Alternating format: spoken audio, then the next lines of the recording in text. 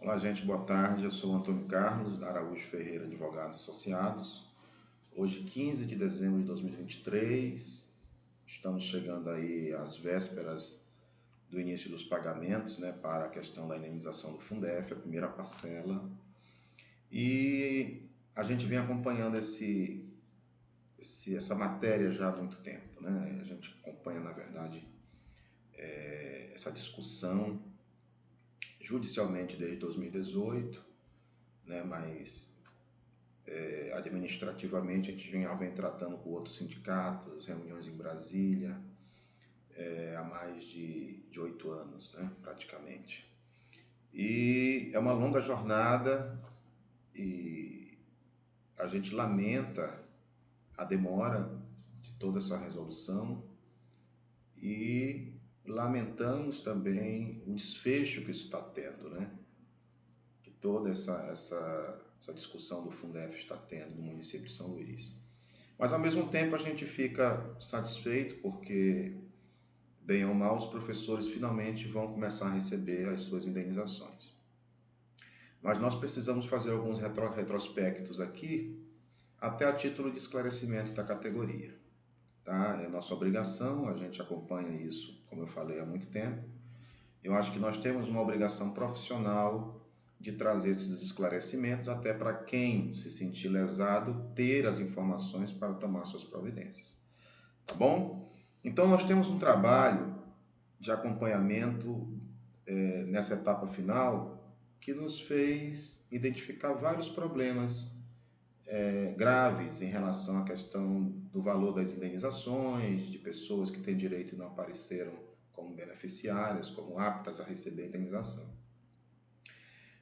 Eu elenquei aqui algumas matérias, a gente vai fazer só um comentário rápido em relação a elas, e depois as pessoas estiverem se identificarem com esses problemas, podem procurar o advogado de sua confiança. Jornada de trabalho. Nós identificamos que muitos professores estão lá com jornada de trabalho de 20 horas, e esses professores garantem que davam aula no fundamental menor. Ou seja, davam aula de primeira a quarta série, né, nesse período de 99 a 2006. Ou então no jardim, ao pré-escolar, né? De acordo com a lei 2728 de 85, essas séries, os professores que davam aulas a estas séries,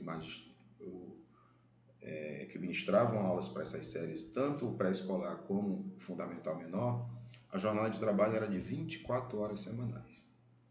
Ah, Antônio Carlos, mas só aparece na minha ficha funcional 20 horas. Então, professor, a gente tem que mostrar que há um erro de cadastro. Então, se você tem certeza que sua jornada de trabalho era 24 horas, porque você dava aula de primeira a quarta série, ou então ao pré-escolar, você tem que trazer documentos, levar documentos, organizar documentos, para que o seu advogado possa contestar essa jornada de trabalho que foi lançada de 20 horas. Tá? Não precisa o documento dizer a jornada de trabalho, professor. O que importa é a gente saber quais as séries que o senhor ou a senhora ministrava aulas. Porque quem diz a jornada de trabalho é a lei, a 2728 de 85, que foi depois substituída pelo PCCV do Magistério. Importante ressaltar que o PCCV do Magistério enquadrou os professores na mesma jornada de trabalho que ele tinha antes. Então, se ele enquadrou o professor em 24 horas, é porque o professor era 24 horas.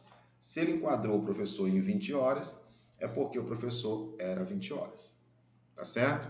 Então, veja a questão da sua documentação.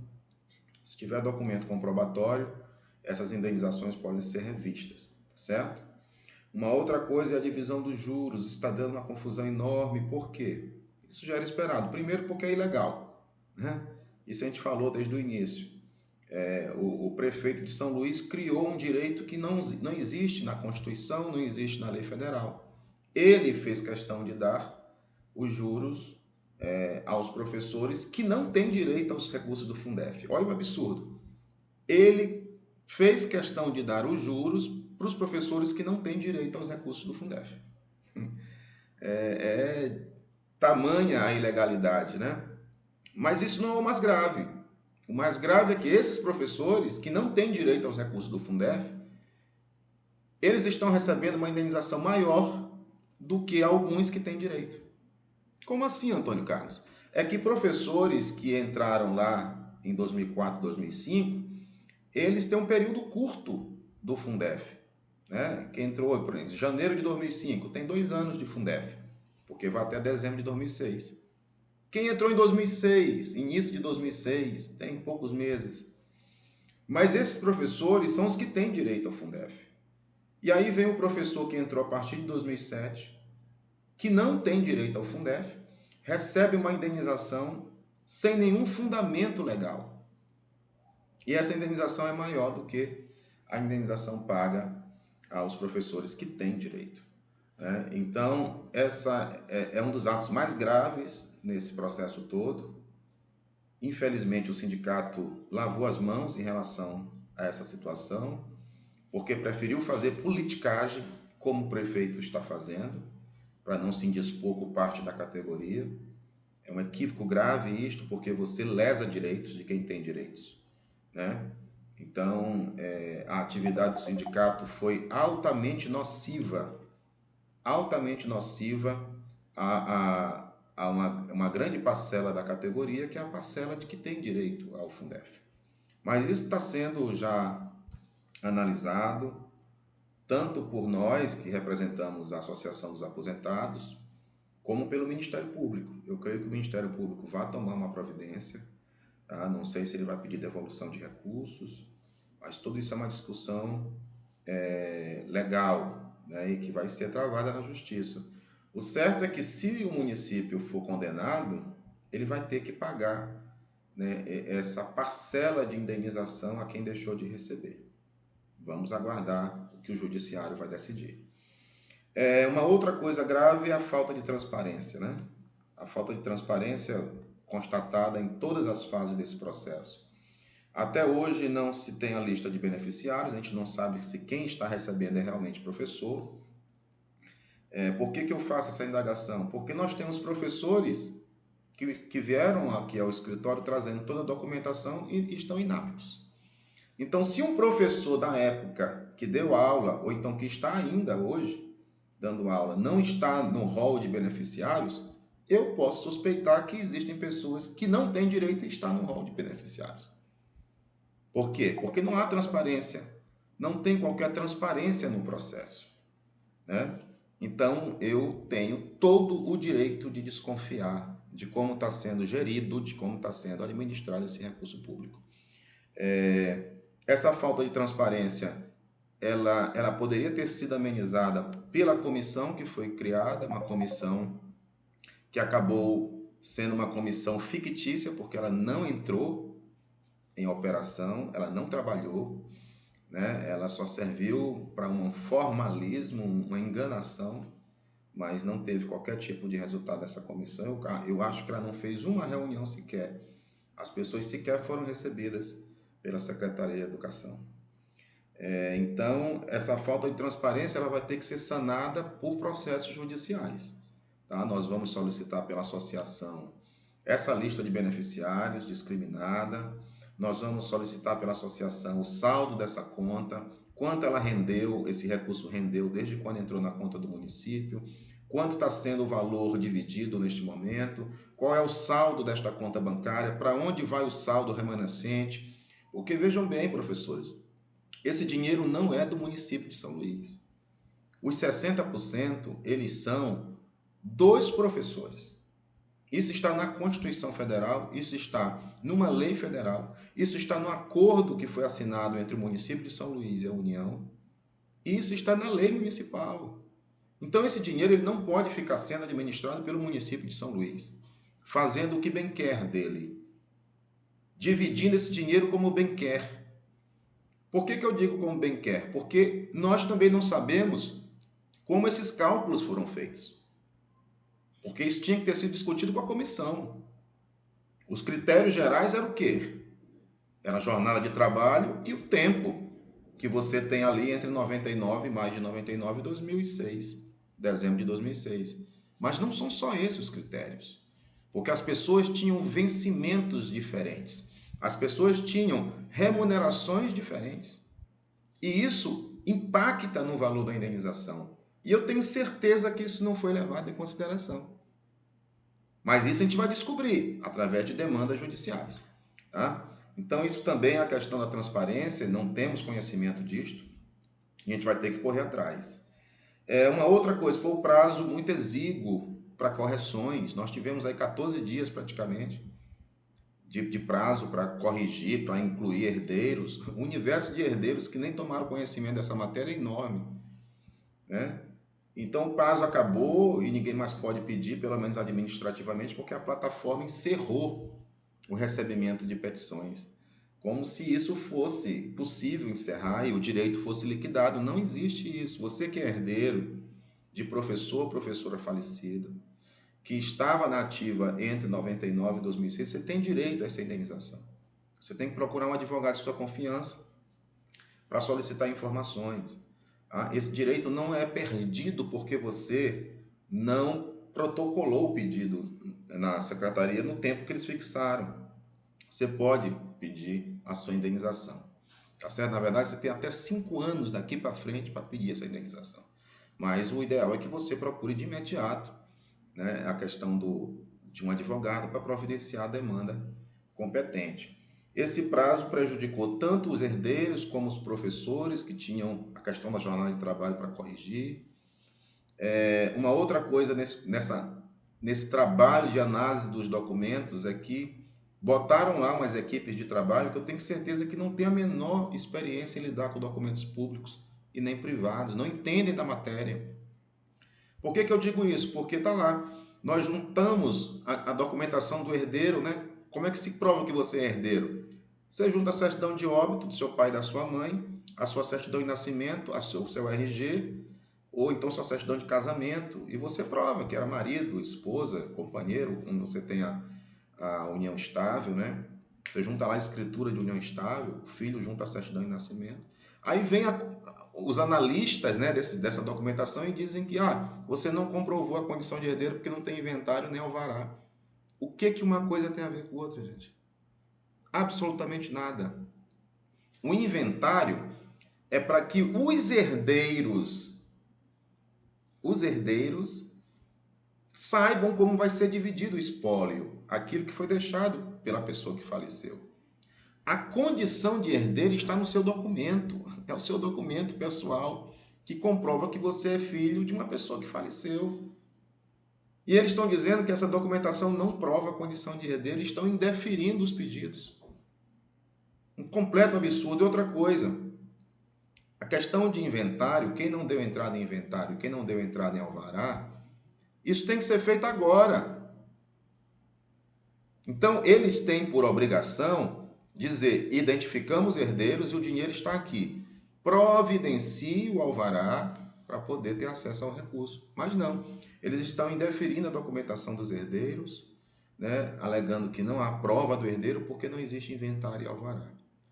Um completo desconhecimento da matéria, amadorismo, né? Pessoas que não têm condições de trabalhar numa matéria desta e são colocadas lá para analisar documentos de pessoas que estão ali no anseio de ter sua vida resolvida e acesso à indenização devida. Então é mais uma coisa lamentável nesse processo todo. Quem tem os dados dos servidores de 99 a 2006 é a administração pública municipal.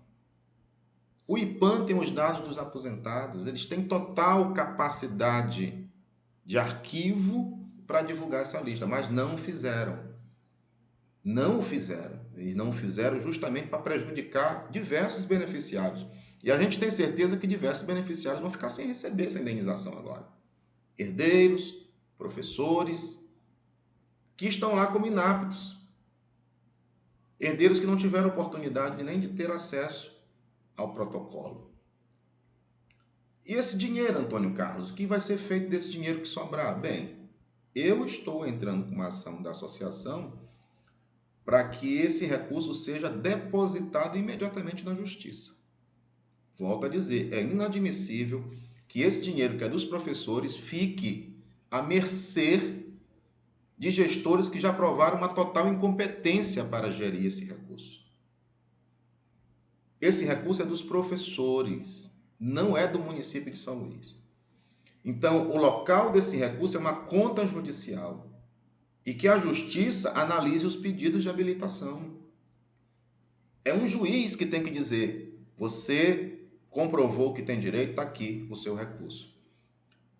Esse recurso ele tem que ser depositado através de uma ação de consignação em pagamento.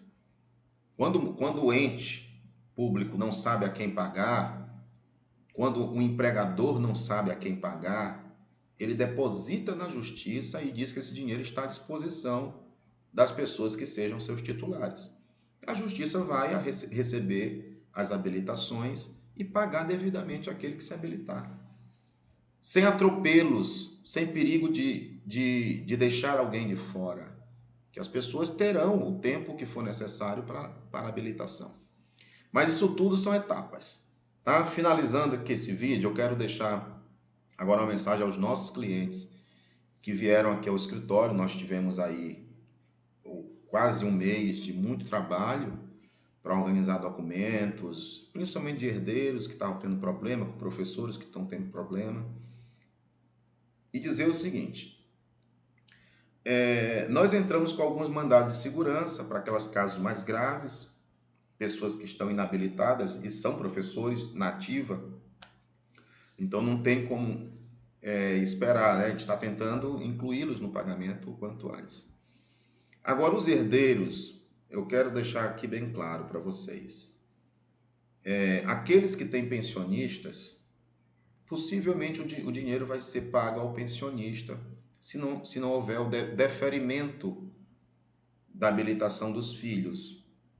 Aqueles que têm alvará, né, eles devem pagar de acordo com o alvará. Desculpem. Com alvará, isso, com alvará e com inventário. Aqueles que já tinham feito inventário ou entrado com pedido de alvará, nesses processos tem lá a forma de divisão, né? E eles devem seguir o pagamento de acordo com o inventário e de acordo com o alvará, a sentença desses dois processos, ou escritura pública de inventário, como alguns nos trouxeram.